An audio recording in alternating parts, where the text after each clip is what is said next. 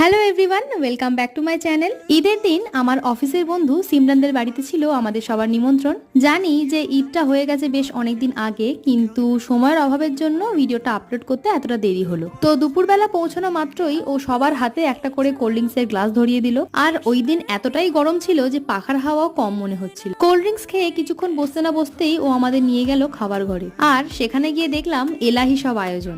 Eid special দাওয়াতে আমাদের জন্য ছিল লাচ্ছা পরোটা, চিকেন কষা, স্যালাড আর 4-5 রকম সিমাই।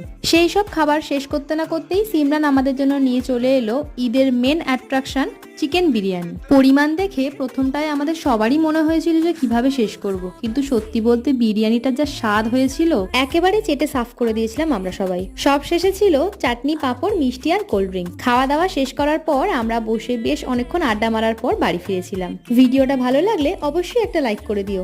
দেখা হচ্ছে নেক্সট মিনি ব্লগে। টাটা।